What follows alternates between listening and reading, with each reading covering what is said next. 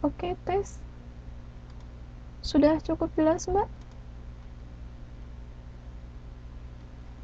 Oke, teman-teman, sebenarnya kalau hari Senin malam itu saya kebetulan mulai semester ini ada kelas malam juga.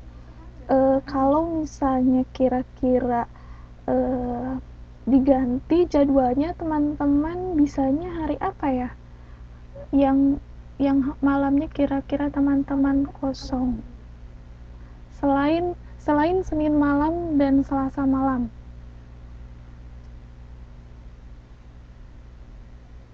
Eh, selain Minggu malam, Senin malam dan Selasa malam. Selain itu, teman-teman kosongnya hari apa aja? Maksud saya yang tidak diisi oleh pelajaran lain.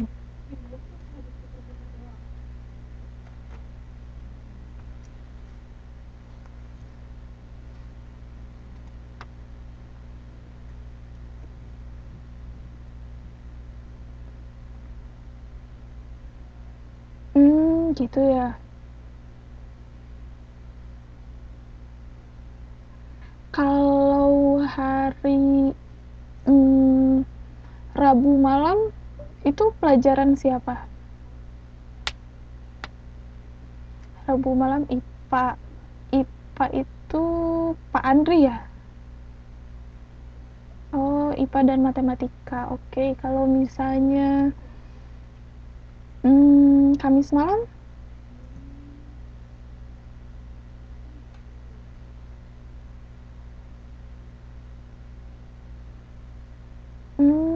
IPA lagi. Kalau Kamis malam itu IPA aja apa ada matematika lagi?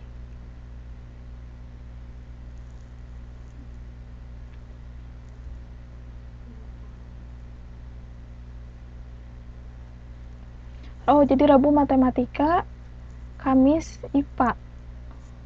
3 jam pelajaran. Oke.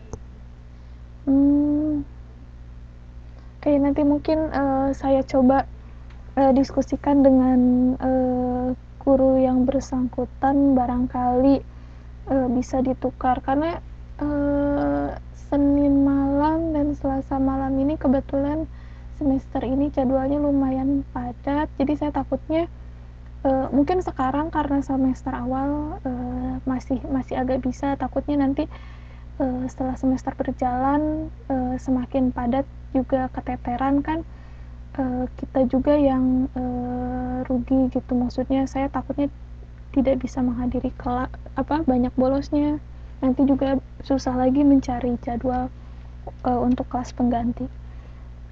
Kayak nanti mungkin akan saya bicarakan dengan guru yang bersangkutan. Senin, kalau hari Senin itu justru saya full dari pagi sampai malam, jadi mungkin Senin malam, Selasa malam agak-agak susah. Kalau gitu kita mulai aja ya kelasnya. Kemarin sampai mana pembahasan kita?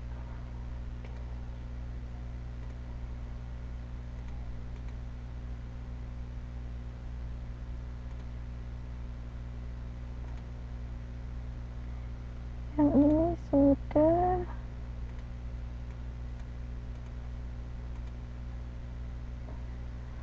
um,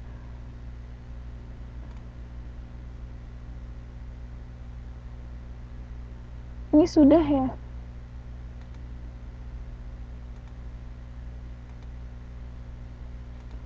Oh ya, sampai sini. Oke, teman-teman, dari apa yang kita pelajari hari kemarin, ada pertanyaan yang mungkin baru terpikir atau kita lanjutkan materinya?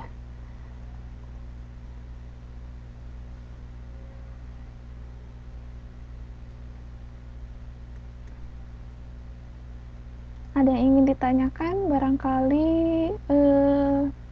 baru terpikirkan. Oke. Kalau misalnya ada yang ingin ditanyakan langsung angkat tangan aja ya. Sekarang saya lanjutkan materi kita tentang karangan deskripsi. Nah, seperti yang kita bahas kemarin. Oh, ini dari teman kita ada yang ingin bertanya, dalam sebuah karangan apakah harus ada semua jenis karangan apa tidak? Nah, dalam sebuah satu karangan itu pasti memiliki, maksud saya pasti termasuk dalam suatu jenis karangan.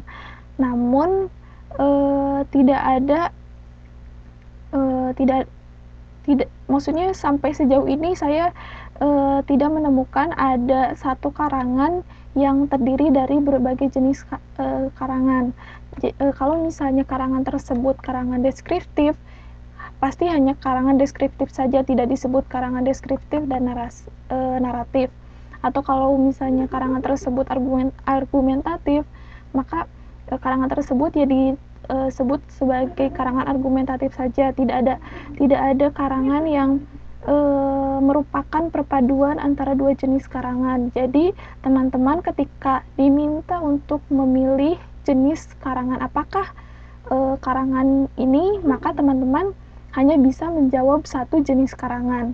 Tidak ada yang namanya campuran dua jenis karangan atau perpaduan, misalnya deskriptif dan argumentatif, itu hal seperti itu tidak ada.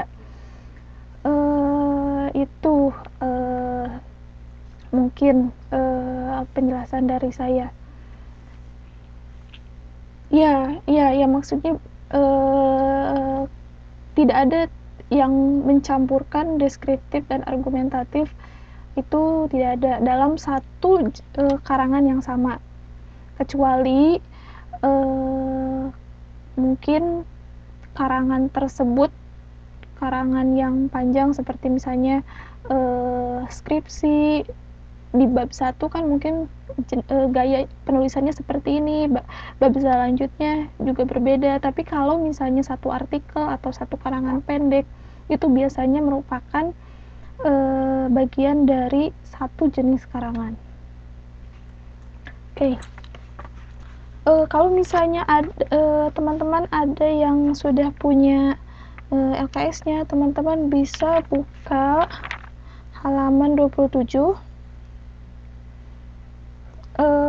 Saya ambil dari situ, tapi yang tidak punya tidak usah khawatir, semuanya sudah saya tulis di layar, teman-teman bisa baca, dan sebenarnya nanti juga akan ada sedikit tambahan-tambahan, tidak hanya terpaku pada LKS.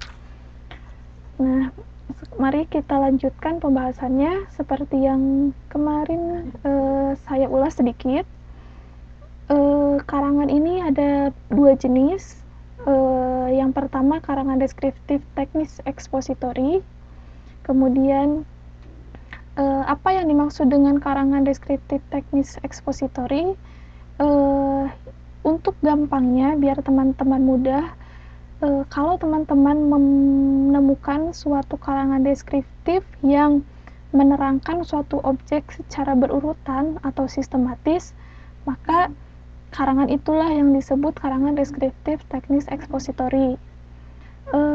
Mohon maaf ya, ini panahnya agak bergeser, saya juga tidak tahu kenapa. Sekarang kita lihat di sini ada sebuah gambar pohon. Kalau misalnya teman-teman ingin membuat sebuah karangan deskriptif dari gambar ini, misalnya menceritakan sebuah pohon ini, agar teman-teman memenuhi syarat karangan deskriptif teknis ekspositori, maka teman-teman harus membuat deskripsi tentang pohon ini secara berurutan atau sistematis. Contohnya di sini pohon ini memiliki banyak bagian, dimulai dari daun yang paling atas, kemudian mungkin ada buahnya. Di sini tidak terlihat ya, tapi beberapa pohon kan ada yang berbuah, ada yang tidak. Kemudian setelah itu setelah daunnya bisa kita lihat dahannya atau rantingnya, kemudian semakin ke bawah ada batangnya, kemudian yang terakhir yang paling bawah yang menyatu dengan tanah kita lihat ada akarnya. Nah, salah satu cara atau metode untuk membuat karangan deskriptif ekspositori adalah dengan mengurutkan semua bagian ini, dari mulai daun, dahan, kemudian batang, kemudian akar.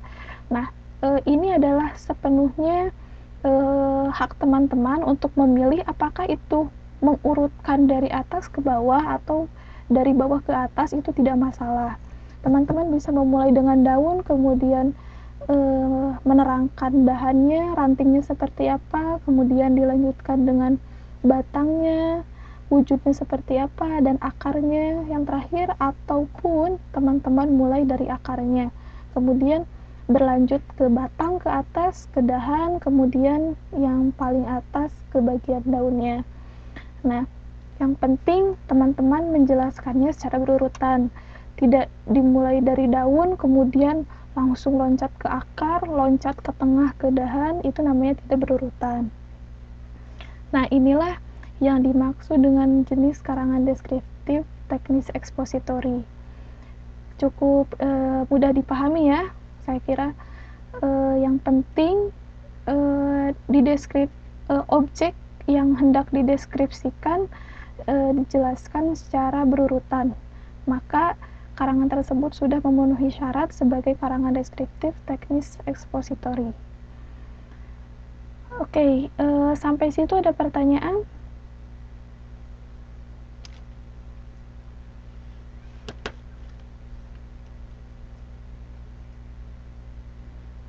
Kalau tidak ada pertanyaan, saya lanjutkan ke jenis karangan deskripsi yang kedua.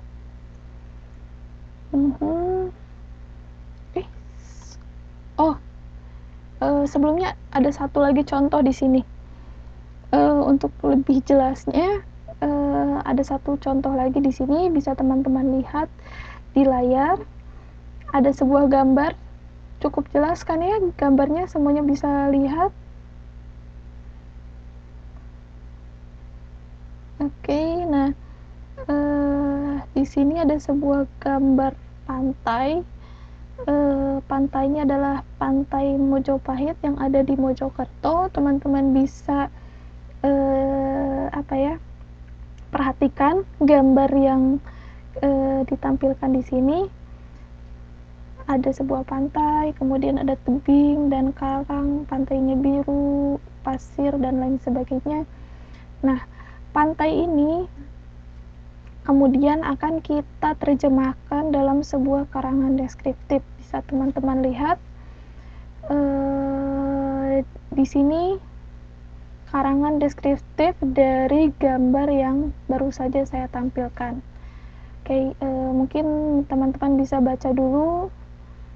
Silahkan, saya beri waktu untuk membaca paragraf ini.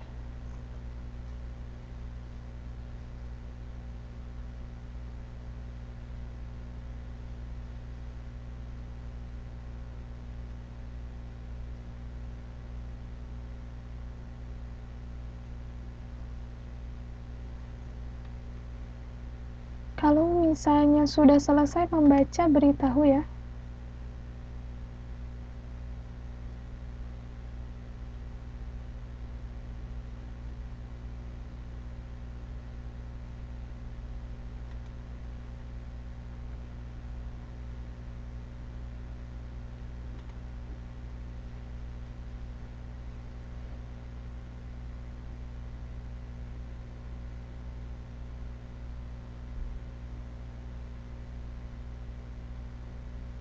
Oke, yang lainnya bagaimana? Sudah?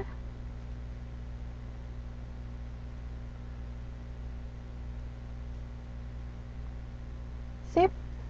Kalau misalnya sudah,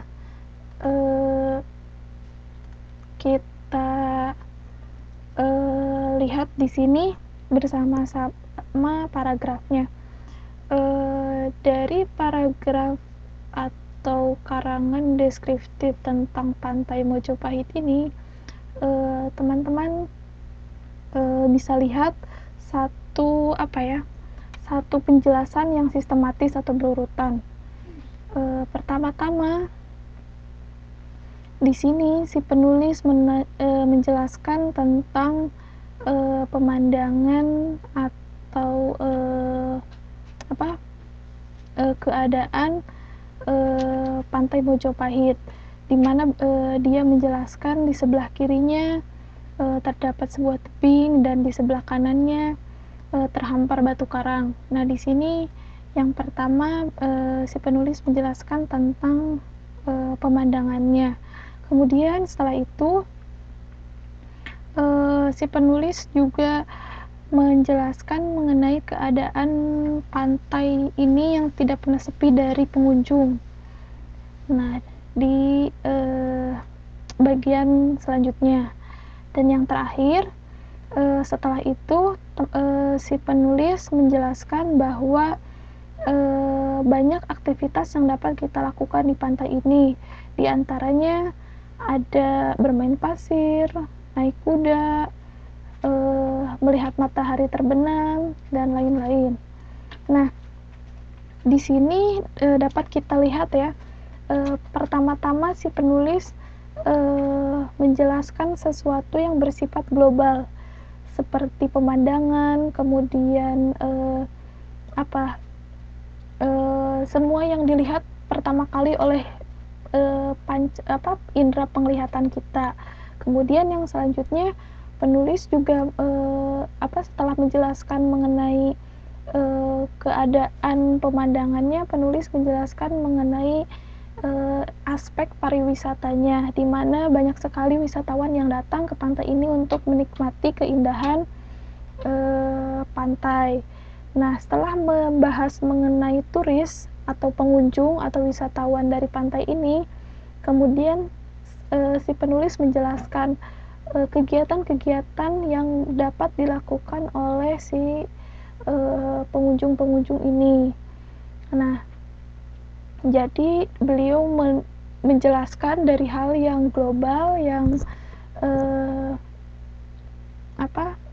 yang dasar mengenai si Pantai Mojopahit ini, kemudian selanjutnya secara bertahap menjelaskan hal-hal yang lebih detail. Nah, bisa kita lihat di sini. Yang pertama itu pemandangannya, kemudian kondisi pantainya seperti apa, kemudian aktivitas-aktivitas yang bisa dilakukan. Inilah salah satu contoh dari paragraf deskriptif teknis ekspositori. Nah, kemudian beralih ke jenis paragraf deskriptif yang kedua, yaitu deskriptif sugesti impresionistis.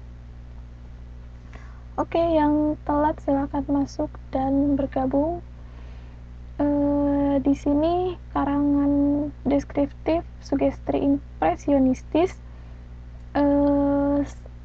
merupakan sebuah karangan deskriptif yang mana si penulis selain menjabarkan suatu objek, juga memberikan kesannya terhadap objek yang dideskripsikan.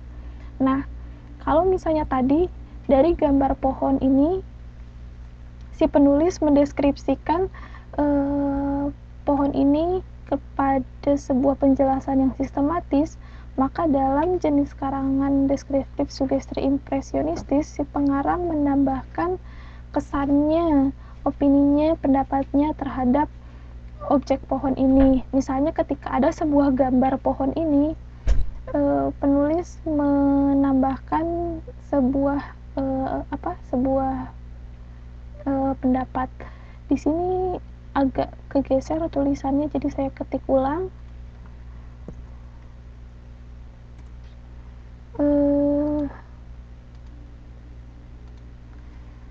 Misalnya dia berpendapat sungguh menakjubkan sekali pohon ini, misalnya seperti itu pendapatnya. Atau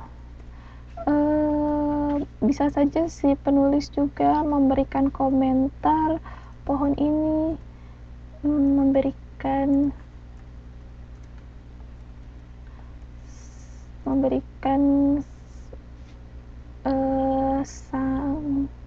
memberikan manfaat yang sangat banyak.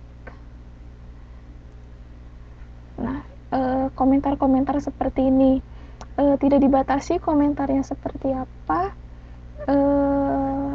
selama itu merupakan opini bukan fakta, maka karangan-karangan yang berisikan kesan seperti ini dinamakan karangan deskriptif, sugesti, impresionistis. Nah, begitu dua jenis karangan deskriptif. Selanjutnya di sini ada sebuah paragraf. Silahkan teman-teman baca paragrafnya, kemudian berdasarkan apa yang saya sampaikan barusan, coba teman-teman tebak paragraf ini dapat digolongkan sebagai karangan deskriptif yang mana.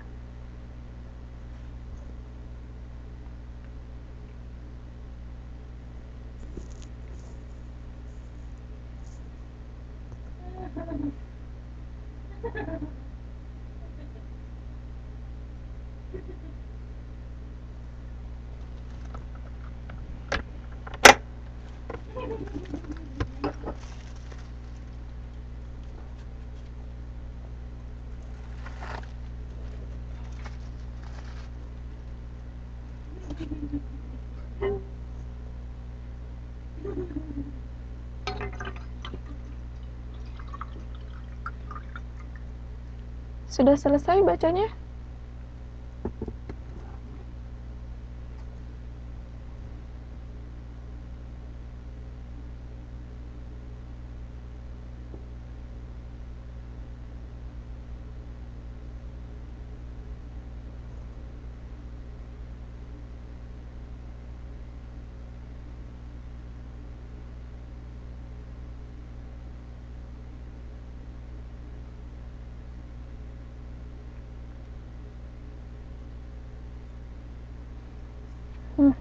Ada lagi yang mau memberikan pendapat?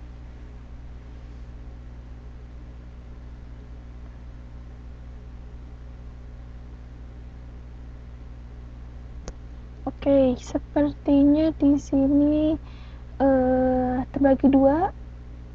Opininya ada yang menyebut itu karangan deskriptif, sugesti, impresionistis, atau teknis ekspositori. Coba sekarang saya ingin bertanya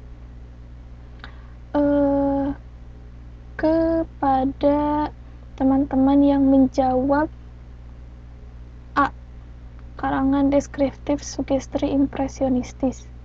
Saya tunjuk orangnya ya. Yang tidak ditunjuk, tahan dulu pendapatnya. Coba Mbak Islamiyah, menurut Mbak di teks yang ditampilkan di layar termasuk karangan deskriptif, sugesti, impresionistis. Alasannya mengapa Mbak menggolongkan paragraf ini kepada karangan deskriptif, sugesti, impresionistis? Coba tuliskan alasannya.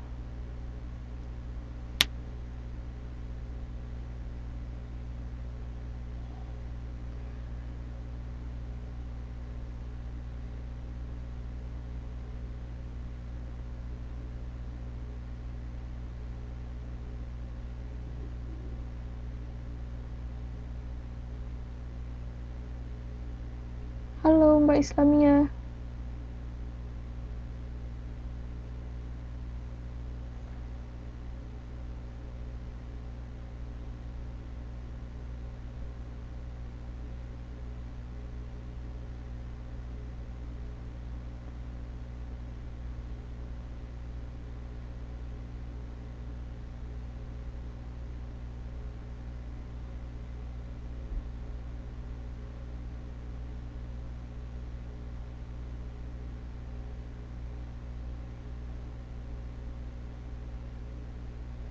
Oke, menurut Mbak Islamia, di sini si penulis juga memberikan sebuah kesan.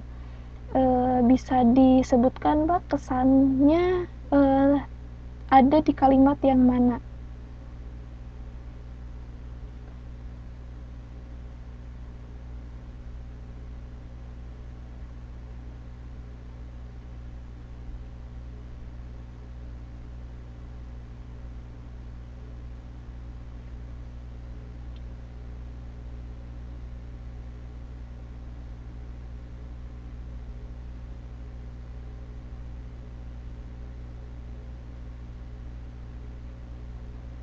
Coba mungkin yang lain juga yang menyebutkan atau menjawab A. Saya ingin bertanya, kalau misalnya menurut teman-teman teks ini merupakan karangan deskriptif sugesti impresionistis, kesannya itu terdapat di kalimat yang mana? Tulisan yang awal yang bisa dituliskan saja di chat kalimatnya yang kalimat apa?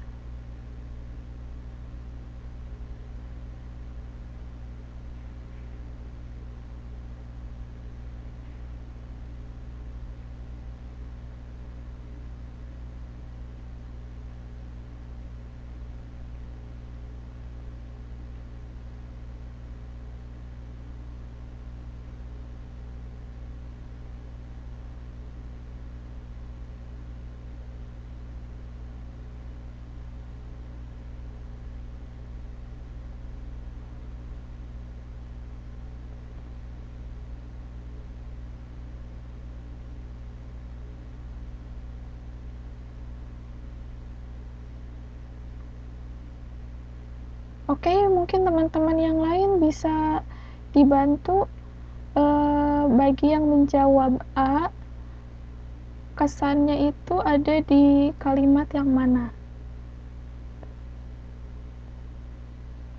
Selamat malam yang baru datang.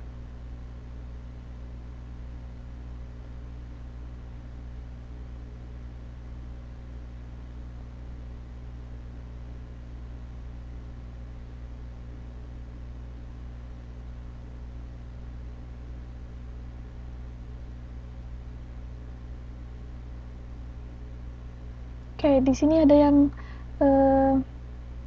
menjawab yang kalimat pertama. Burung-burung gereja berterbangan di antara dedaunan dan terdengar cicit-cicit mereka. Nah, coba sekarang kita lihat sama-sama di sini. Burung-burung gereja berterbangan di antara dedaunan pohon akasia dan jarum-jarum daun cemara. Apakah ini termasuk opini atau fakta? Burung-burung gereja berterbangan di antara dedaunan pohon akasia dan jarum-jarum daun cemara. Opini atau fakta?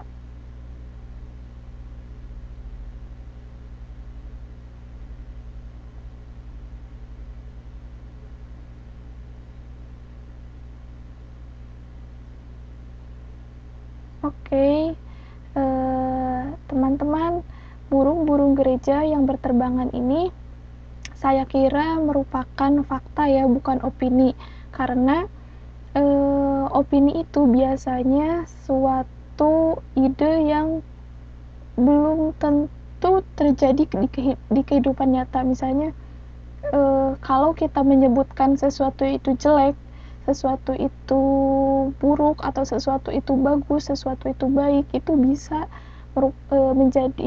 itu merupakan opini, karena bisa jadi setiap orang memiliki pendapat yang berbeda-beda. Sementara burung-burung gereja berterbangan di antara dedaunan pohon akasia. Apakah mungkin tiap orang melihat hal yang berbeda?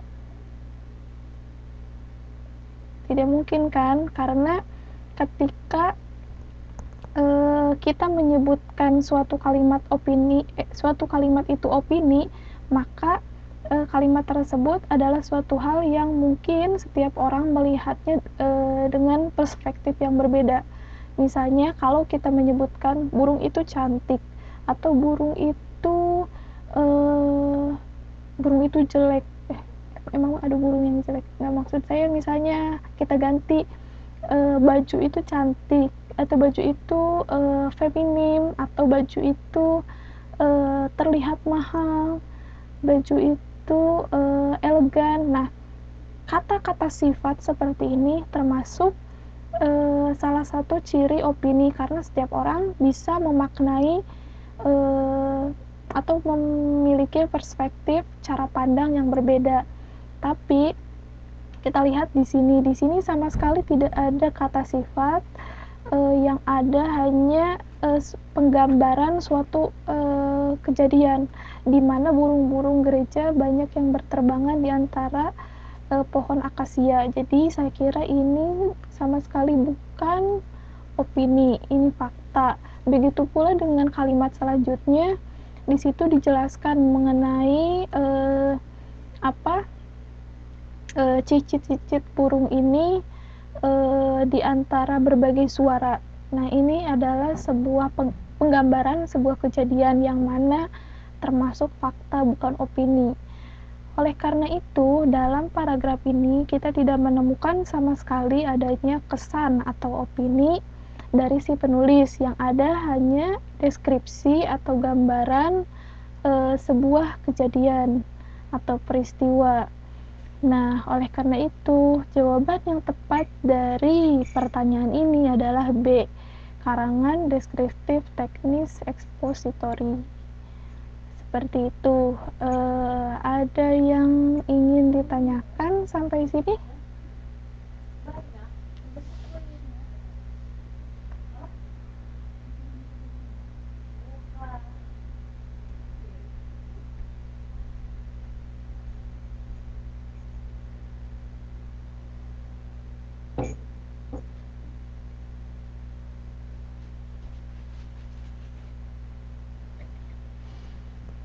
Oke, kalau misalnya teman-teman sudah paham mengenai perbedaan antara kedua jenis karangan deskriptif ini, kita lanjutkan.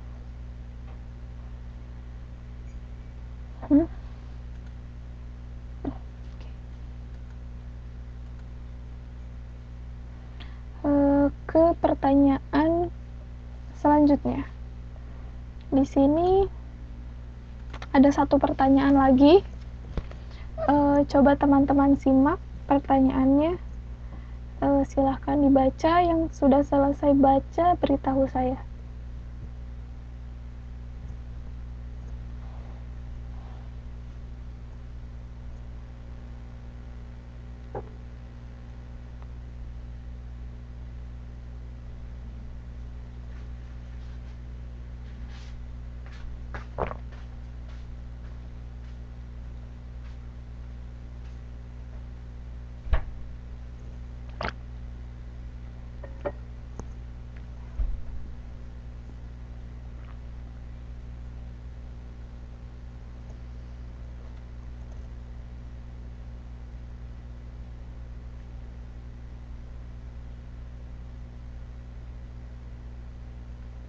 Oke, ada yang belum?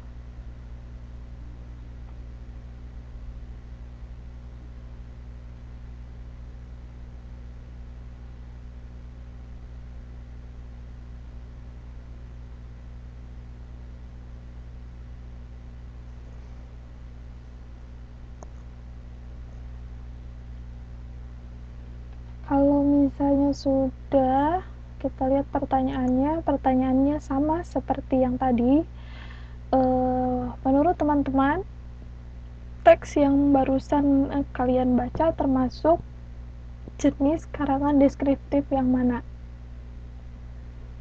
A atau B? Bisa teman-teman lihat lagi ini teksnya.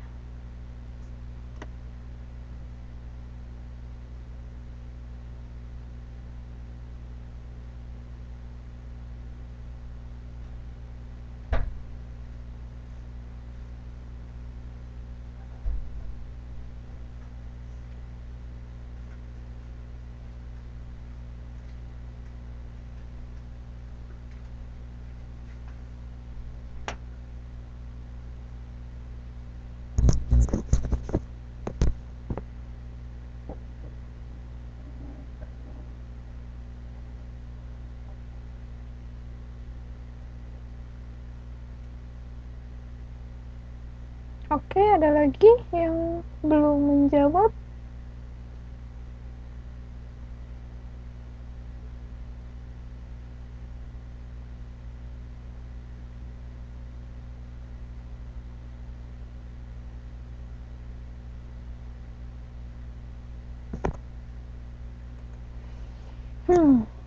Kita lihat pertanyaannya.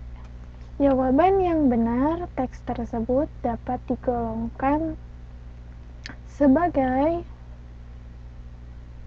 jawaban yang benar adalah A, karangan deskriptif sugesti impresionistis.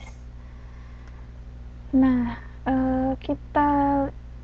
saya lihat sebagian besar sudah benar ya, jawabannya A.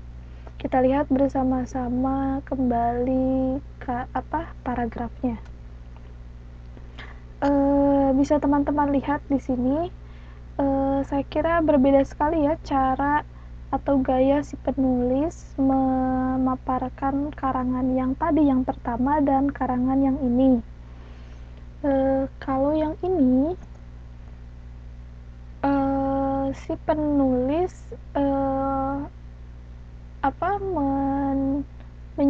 menyampaikan beberapa kesan yang dia terima dari kejadian yang sedang berlangsung. Contohnya, di sini si penulis juga menyebutkan bahwa saking baunya, asapnya menyesakkan dada. Kemudian si penulis juga menyebutkan ruangan ini sebenarnya cukup luas. Itu merupakan opini. Dia mungkin saja menganggap bahwa ruangan tersebut luas, tapi belum tentu dengan orang lain, karena kata sifat seperti ini mungkin dapat berbeda menurut orang yang berbeda pula. Nah, kemudian yang selanjutnya kita juga bisa lihat di sini ada kata sifat yang lain seperti sempit, ruangan yang tinggal untuk kantor jadi sempit. Kemudian yang selanjutnya di sini, ruangan yang sempit ini tidak pula diatur cita rasa yang baik. Nah, di sini si penulis menyampaikan beberapa kesannya mengenai keadaan yang terjadi. Kemudian yang terakhir, si penulis juga mengaitkan ruangan laboratorium bahasa ini dengan gudang di rumahnya. Saya kira ini sangat bersifat opini pribadi atau pendapat pribadi, karena belum tentu orang lain berpendapat hal yang sama. Di sini karena si penulis menambahkan banyak sekali opini-opini pribadi, maka karangan ini disebut karangan deskriptif sugesti impresionistis. Nah, teman-teman dapat lihat tadi perbedaannya dengan paragraf yang pertama di sini. Di sini semuanya bersifat fakta. Penulis tidak menyebutkan atau tidak menyampaikan opini pribadinya. Tetapi di karangan kedua ini ada beberapa opini yang diselipkan oleh si penulis dalam paragraf ini, seperti contohnya luas, sempit, kemudian tidak memiliki cita rasa yang baik, mirip gudang di rumahku, dan lain sebagainya. Itu opini-opini pribadi. Itu dia perbedaan deskriptif sugesti impresionistis dan deskriptif teknis ekspositori. Nah, teman-teman di sini jangan bingung dengan namanya yang agak ngejelimet ya. Ingat saja di sini yang pertama sugesti itu kan menyangkut dengan emosi, menyangkut dengan impresi atau pendapat pribadi, maka karangan deskriptif yang ada kata-kata sugesti impresionis ini maksud saya karangan deskriptif yang yang melibatkan opini penulis. Tapi kalau misalnya teknis, ini kalimat deskriptif yang sangat sistematis atau berurutan, sangat teknis sekali gitu. Maksudnya coba jangan diingat-ingat kepanjangannya karena mungkin susah disebutkannya. Jadi ingat saja yang pertamanya ini, kata pertamanya sugesti dan teknis. Yang pertama melibatkan opini pribadi, sementara teknis ini lebih karangannya disusun secara sistematis. Itu dia perbedaan antara kedua karangan deskriptif ini. Ada yang masih kebingungan dan ingin menanyakan satu hal?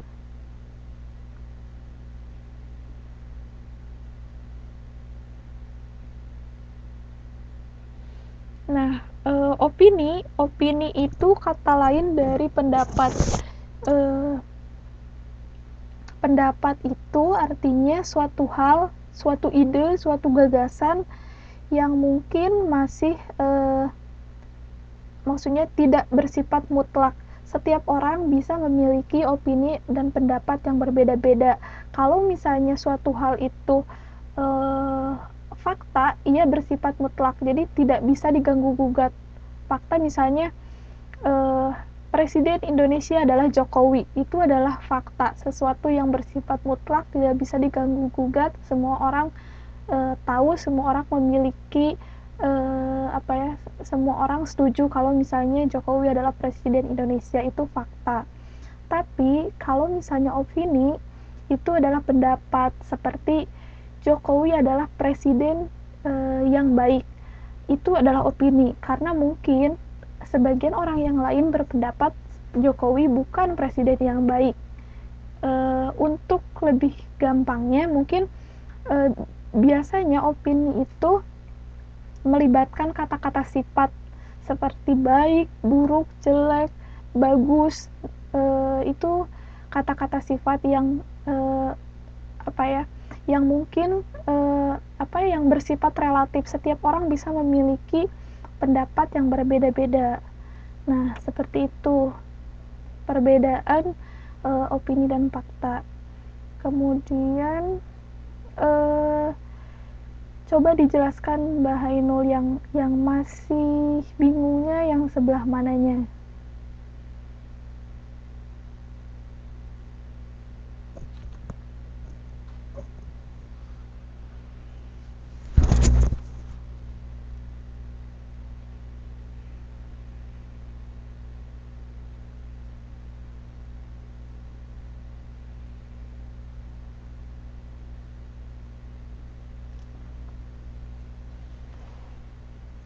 Oh, oke. Kalau misalnya sudah terjawab, kita lanjutkan ya. Waktunya di sini saya lihat sebentar lagi, cuma 20 menit lagi. Mungkin saya percepat. Oke, selanjutnya kita akan melihat seperti apa sih struktur karangan deskriptif itu. Nah, teman-teman, karangan deskriptif juga memiliki struktur. Kita tidak bisa maksud saya karangan deskriptif yang baik sebaiknya mengikuti struktur yang diharuskan. Yang pertama, di awal karangan ada yang disebut dengan identifikasi. Apa itu identifikasi? Identifikasi biasanya meliputi ciri, tanda, atau pengertian atau penjelasan mengenai physically atau secara pengetahuan dasar mengenai objek tersebut. Itu yang yang ada di awal karangan. Kemudian setelah itu berlanjut ke bagian tengah, biasanya kita akan menemukan klasifikasi. Klasifikasi ini biasanya merupakan pengelompokan menurut jenis, menurut kelompok, menurut jenis dan kelompok ini bisa berdasarkan berbagai macam hal, misalnya dari menurut sifatnya, menurut lokasinya, tergantung apa yang sedang kita bicarakan. Pengelompokannya bisa berdasarkan banyak hal. Kemudian yang selanjutnya di akhir karangan kita akan menemukan deskripsi bagian. Nah, pada bagian ini kita harus menggambarkan setiap bagian secara rinci. Jadi disinilah biasanya bagian yang paling panjang, karena pada deskripsi bagian ini setiap bagian digambarkan satu persatu secara detail sehingga karangannya menjadi sebuah karangan yang sempurna. Nah, bisa kita lihat dari contoh berikut. Di sini ada sebuah karangan mengenai pantun. Bisa teman-teman baca di sini.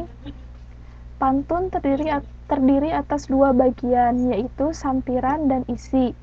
Sampiran adalah dua baris pertama, kerap kali berkaitan dengan alam, mencirikan budaya agraris masyarakat pendukungnya.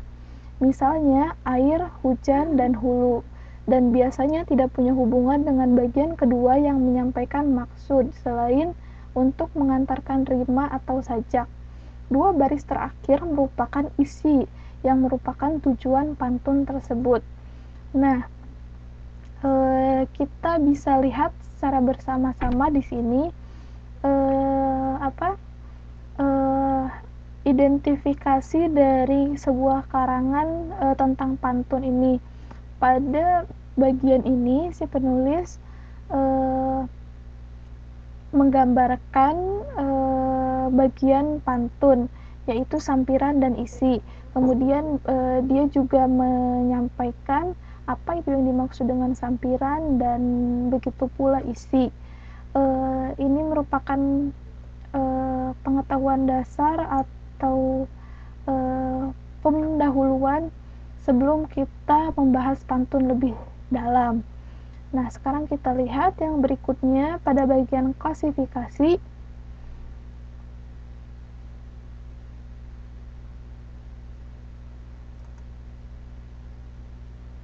Nah, pada bagian klasifikasi ini si penulis kemudian melanjutkan, pantun merupakan salah satu jenis puisi lama yang dikenal luas di Nusantara. Pantun berasal dari kata patuntun dalam bahasa Minangkabau yang berarti petuntun.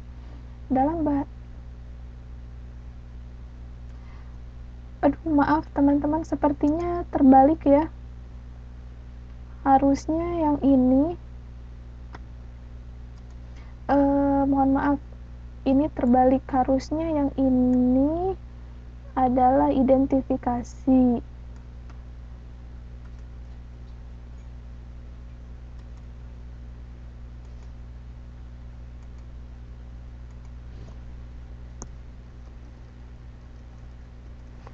Nah, sudah saya ganti.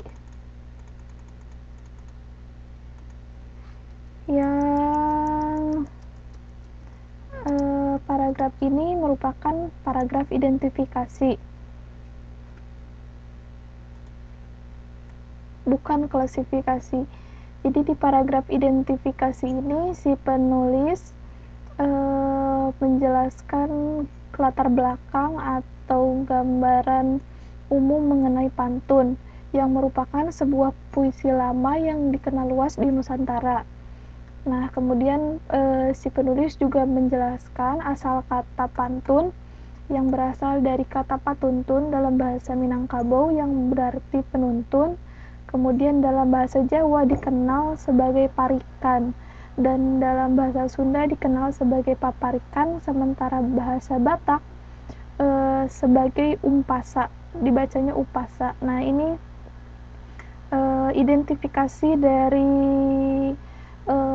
karangan pantun. Kemudian yang tadi yang sudah kita bahas, Yang ini bukan identifikasi, tapi klasifikasi. Terbalik. Ini salah. Saya ganti dulu.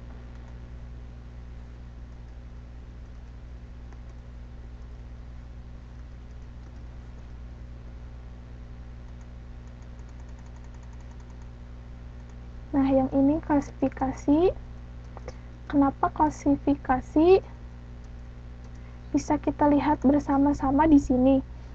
Yang pertama ini si penulis menjelaskan mengenai jenis atau bagian dari pantun. Bagian dari pantun yaitu sampiran dan isi. Yang mana yang pertama, dua baris pertama itu biasanya adalah sampiran. Kemudian yang dua baris terakhir merupakan isi. Nah, kemudian setelah menjelaskan mengenai bagian-bagian pantun, masih dalam klasifikasi, si penulis juga menjelaskan bahwa selain terdiri dari sampiran dan isi, pantun juga biasanya terdiri dari 4 larik atau 4 baris. Nah, setiap baris ini terdiri dari 8 atau 12 suku kata bersajak dengan akhir pola AB, AB atau AA, AA. Tidak boleh AA, AA, BB, BB atau ABB. Nah, kemudian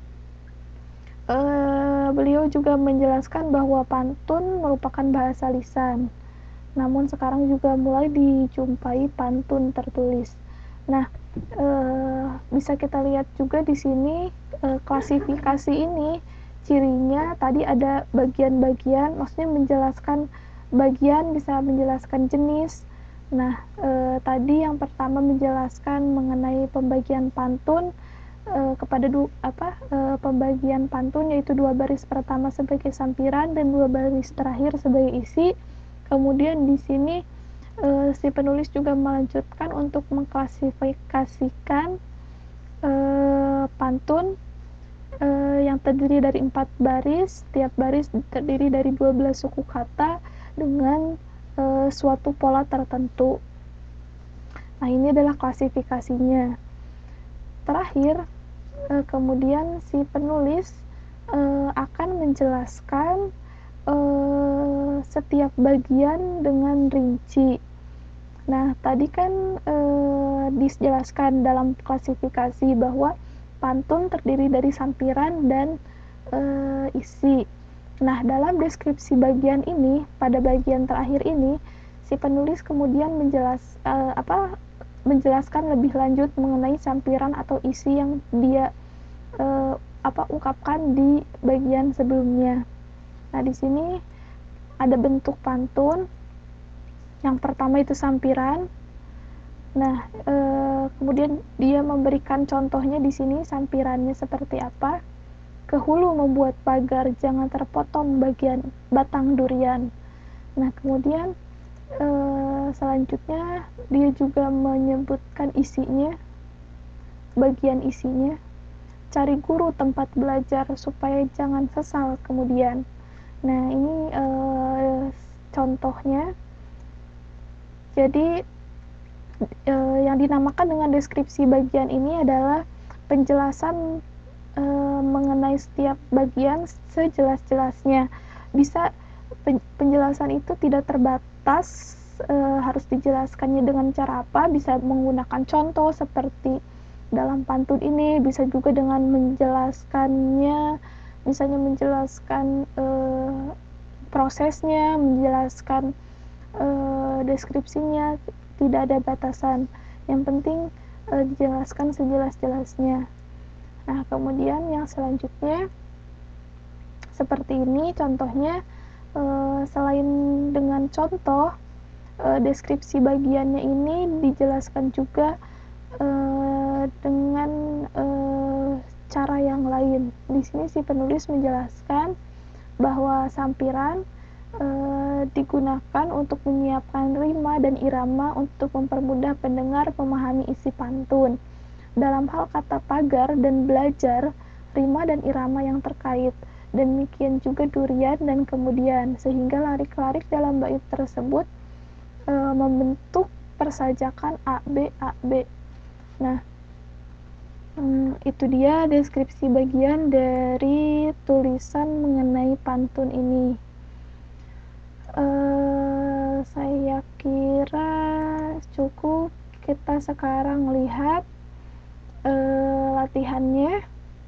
Bisa teman-teman baca di layar, ada sebuah paragraf, silakan dibaca. Bisa dimulai dari sekarang.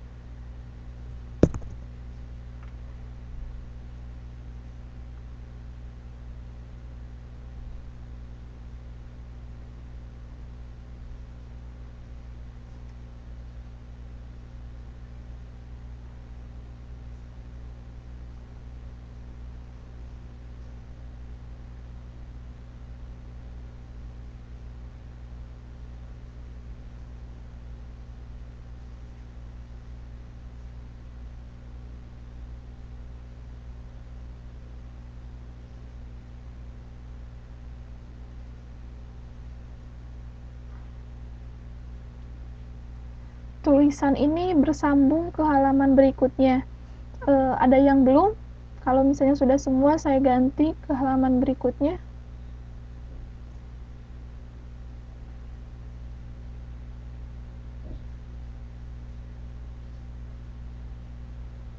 Oke. Ini lanjutannya. Masih berlanjut dari yang barusan.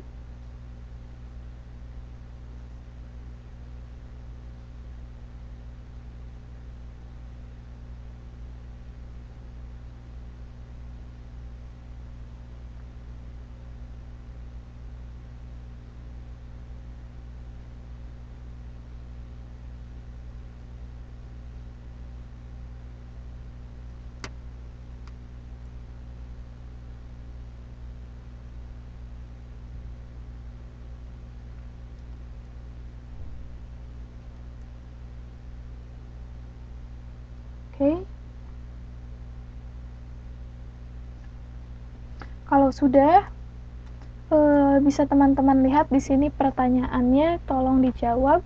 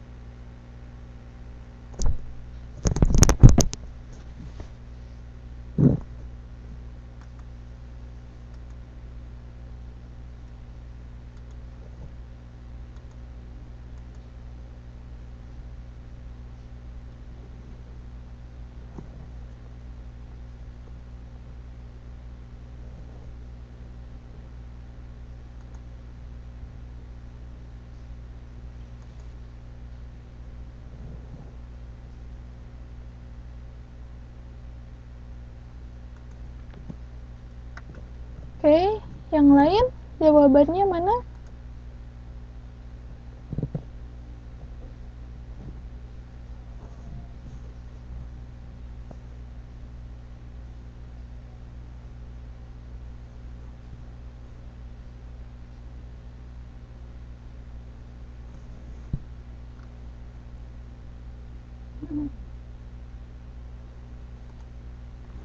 Ada dua jawaban dominan di sini. Yang pertama B, yang kedua C.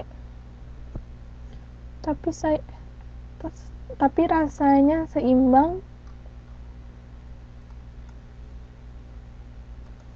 Nah, jawaban yang benar dari pertanyaan ini adalah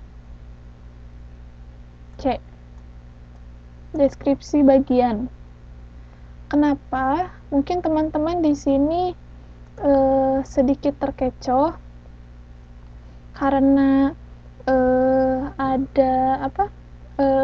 Ada berbagai macam gerakan dan bagian dalam tarian saman yang disebutkan di sini, seperti misalnya regnum atau regnum, saya juga kurang tahu cara membaca yang tepat, kemudian dering, kemudian redet.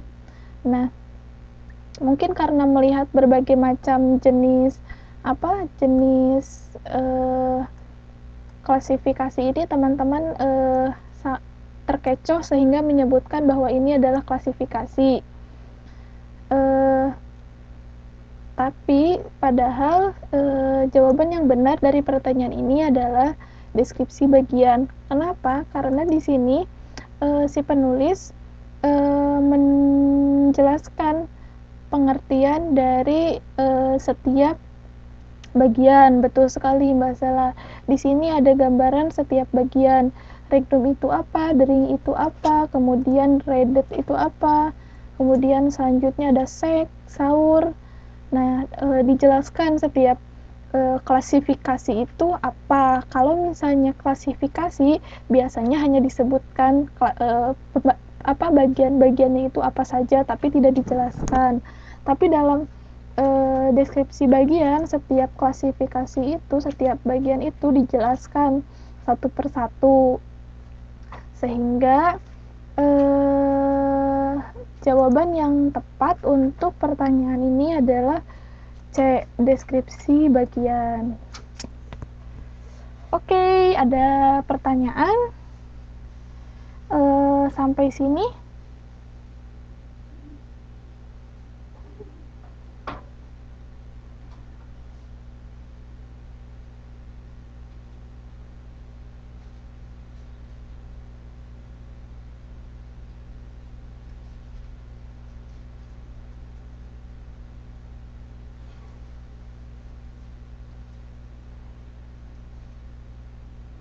Jawaban yang benar C, deskripsi bagian.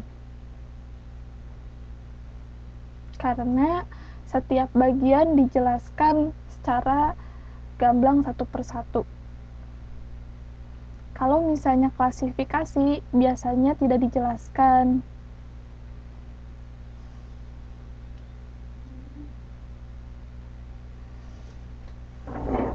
Ada pertanyaan lain?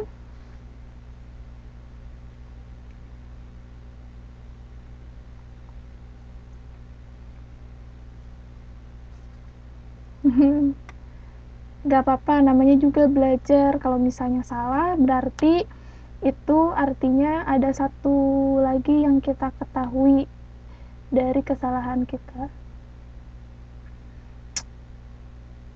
Gak ada yang mau nanya lagi nih? Oh, deskripsi penutup ini sebenarnya tidak ada dalam struktur karangan deskripsi, hanya karena kan harus A, B, C, D, ya saya bikin aja satu lagi tambahan sebagai pengecoh, tapi ternyata tidak ada yang terkecoh.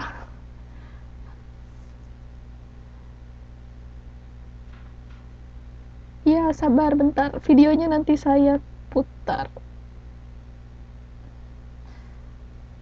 Ada pertanyaan lagi?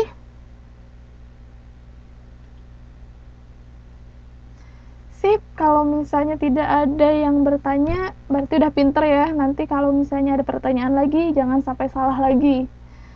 Kalau misalnya sudah tidak ada pertanyaan, karena waktunya sudah hampir habis, sebenarnya sudah habis sih, cuman saya tambah waktunya 10 menit, karena tadi kita juga telat 10 menit. Sekarang, tadi dari karangan ini tentang tari saman. Tari saman adalah satu tarian tradisional dari Provinsi Aceh Darussalam. Teman-teman patut bangga karena tari saman ini merupakan salah satu tarian tradisional yang masuk ke dalam tarian yang diakui oleh UNESCO atau PBB, salah satu organisasi anak dari PBB, Perserikatan Bangsa-Bangsa.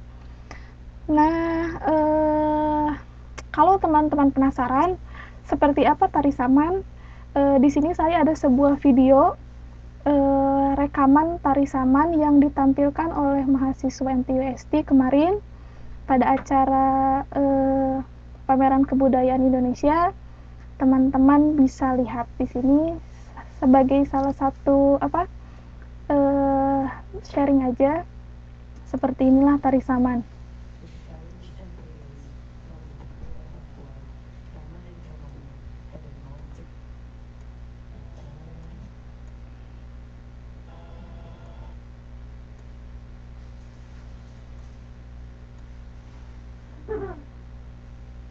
Sebentar saya arahkan karena di sini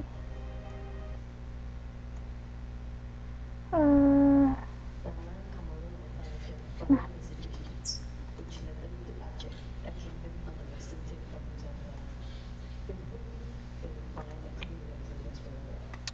kelihatan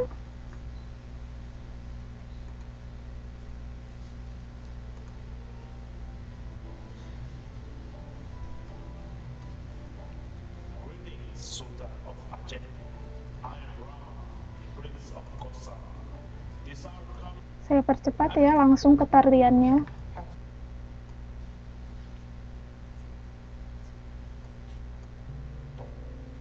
Nah, oke.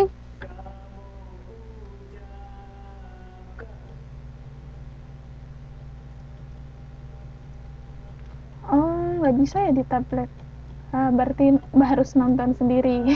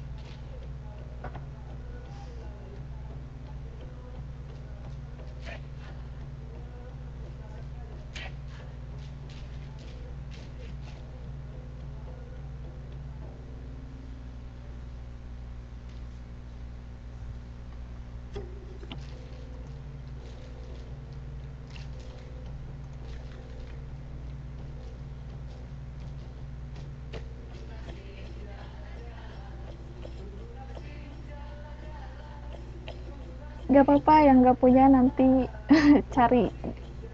Ini saya lampirkan linknya.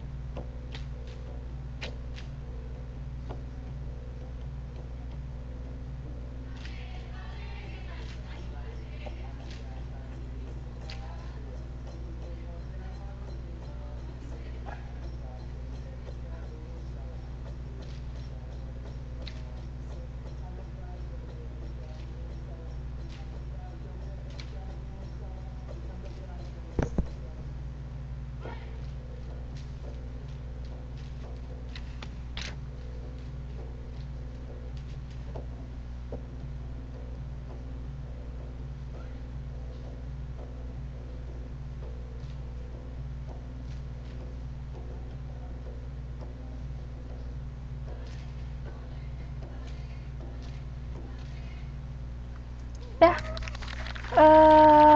mungkin kalau yang ingin melihat kelengkapannya bisa lihat sendiri di YouTube karena sudah terlalu malam juga. Sekian kelas kita malam ini, sampai berjumpa lagi minggu depan. Nanti kalau misalnya ada pergantian jadwal saya kabarkan lebih lanjut. Untuk mengakhiri kelas hari ini, mari kita berdoa bersama-sama menurut agama dan kepercayaan masing-masing. Berdoa dimulai.